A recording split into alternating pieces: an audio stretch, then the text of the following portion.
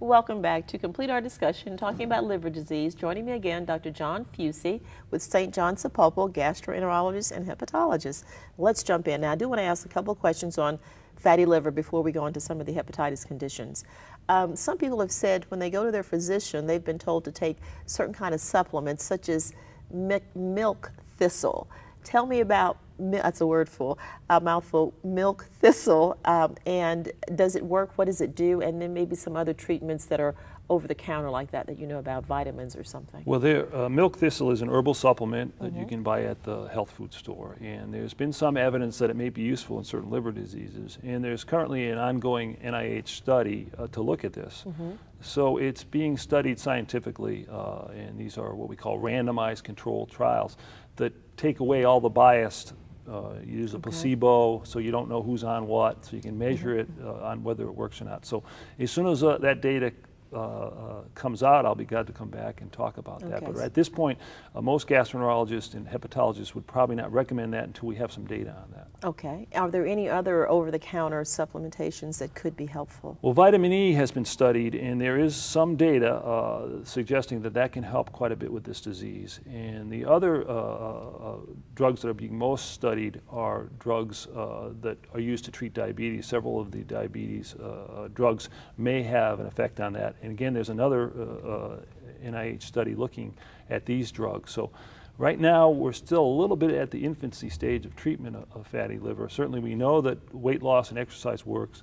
There's some evidence for vitamin E, and there's increasing evidence that some of these diabetic medications can help. And once again, once it's reversed, it can be reversed. It's something that you can eliminate. Right, but we like to prevent it before it gets to, there's enough scar tissue in there that it causes some problems, because I have patients who have progressed to cirrhosis of the liver, and we can't reverse the cirrhosis, but we can, so we'd like to get it before it gets to that stage, and if we can, even at that stage, treatment is indicated, because you can continue to have scar tissue being deposited in the liver even after you have cirrhosis. So possibly stop the erosion and minimize any further damage, or totally reverse may be possible. Absolutely. Okay, I want to talk about hepatitis C. We've heard a lot about hepatitis C. What is it? It's a virus. It's what we call an RNA virus. There's two types of viruses that affect the liver. DNA viruses, such as hepatitis B, and RNA viruses, which is hepatitis C. It's extremely common. Some estimates up to 4 million people in the United States are infected with it. It's transmitted through blood and secretions. So the primary mode of transmission is IV drug use or sexual contact. It used to be transmitted via blood transfusion, but they've developed, back in 1989, 1990, they developed a test for it, and now the blood products are very safe. The chance of getting hepatitis C from a blood transfusion is minuscule. Now, when you also say bodily fluids, people may wonder, because we hear a lot about don't share cups, you know, utensils, things like that. Some people may wonder, is that a way that hepatitis C could be transmitted? Well, hepatitis C is not that easy to catch. So casual contact, living contact's extremely rare. So you don't have to worry so much about cups and things like that. Certainly wouldn't share razors, you know, the wife shaving her legs and then the husband, or anyone coming in finding a razor or something like that, because that particular thing would be exposed to blood, and that's the transmission. But it's not easily transmitted. It can be transmitted sexually, but if you look at long-term sexual partners, husband and wife, only about 5% will be positive if the spouse is positive.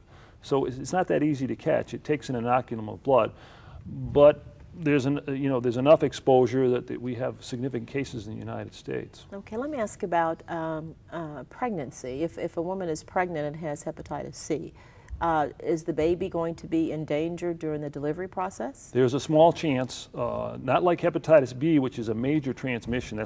We call this vertical transmission. Horizontal transmission is me to you. Vertical transmission is mother to their child usually during birth. Hepatitis C, again, about 5% chance of getting it during the birthing process. So it's not negligible, but it's small. Hepatitis B, much more common, and we have ways of stopping that by giving both vaccine and antibodies against hepatitis B. Okay, now let me ask you in relation to C, sort of what are the symptoms of it and what kind of damage does it do? I guess that's a twofold question, but what's the symptomology? I mean, how would a person know they have hepatitis C? Well, unfortunately, they probably don't know. So what we look at is risk factors. If a person has risk factors, if they've received a blood transfusion prior to 1990, if they ever used IV drugs, if they had multiple sexual contacts, then they should be screened. They should be checked for hepatitis C. The other way we look for it is a person who comes in for their routine physical and they do liver function tests, maybe looking for fatty liver or anything else, and they're elevated, or an insurance physical or something like that. Because the symptoms may be just mild fatigue or no symptoms whatsoever. So that's why you can progress with hepatitis C with minimal symptoms until you have so much damage to the liver that you have essentially cirrhosis. So you need to be very, you really need to be checked if you think you have risk factors. Okay, and so the damage to the liver is just that, the scarring that happens, is that what hepatitis C actually does? Yes, what happens is hepatitis C, most people who get infected with it don't even have acute hepatitis. In other words, they don't turn yellow. Sometimes they do, but most people don't even know they have it. They may think they have a cold or a flu for a few days, and then they get better, and then it stays in the liver. And you know, it's really two different types of people that get affected. We have people who have very good immune responses to hepatitis C, and they clear the virus. That represents about 15% of people who get infected can clear the virus. So 85% have a chronic infection. Okay. But of those, only about 50% have liver damage, because some people's immune system doesn't recognize the hepatitis C as being too bad. They sort of live with it, and they chronically have hepatitis B in their blood, but they never have liver damage. But 50% will have liver damage because their immune system is not strong enough to get rid of the hepatitis C, but it's strong enough to cause inflammation, because our immune cells get into, recognize the hepatitis C, send chemicals and other cells in there that cause inflammation, and like we talked about with fatty liver, when you have inflammation, you can get scarring. Now, is there a vaccine for it? Because if persons can carry this and not know that they have it and it doesn't affect them, but yet they can transmit it, I mean, that's... Yes, there is no vaccine at this point. There is a vaccine that's very effective for hepatitis B, but at this point we haven't developed a vaccine for hepatitis C.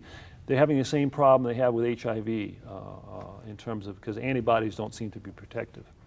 It would require some other type of immunity that we call cell-mediated immunity and things like that. So they're still working on it, but thus far we don't have a vaccine. Well, now what would be the treatment be in our last few minutes? Because you did talk a little bit about B, and I'm not going to be able to get to it more than that. But what would the treatment for hepatitis C be? Well, the most important thing is to be evaluated, see what kind of infection you have, and there are several different types we see in the genotypes. We call them genotypes 1, 2, and 3. We look at how much virus is in the blood. That's called a viral load. And importantly, we have to assess liver damage, because if someone has no liver damage whatsoever and they've had the disease for 20 years, we often don't treat it because we don't think it's necessary. And the treatment is expensive, and it can make people a little sick too.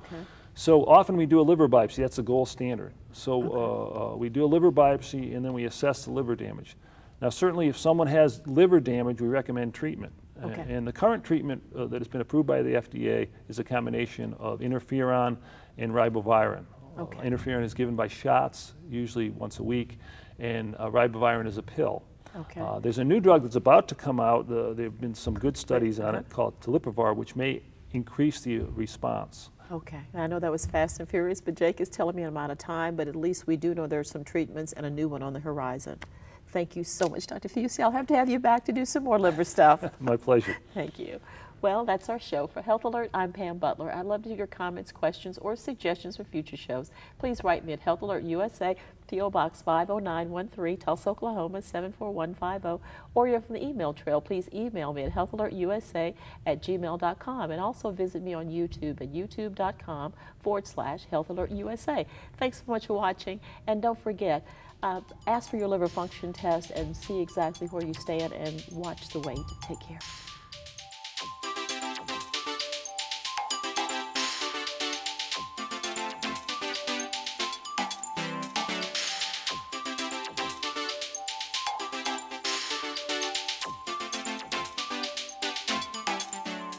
This program would not be possible without the support of OU Physicians in Tulsa.